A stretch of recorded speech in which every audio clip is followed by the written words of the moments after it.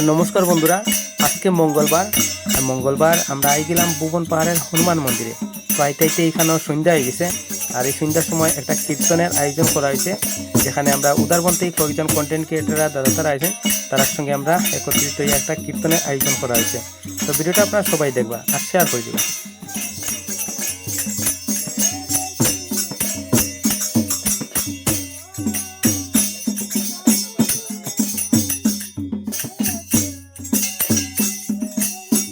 তো চলো আমরা একটু আগে যাই।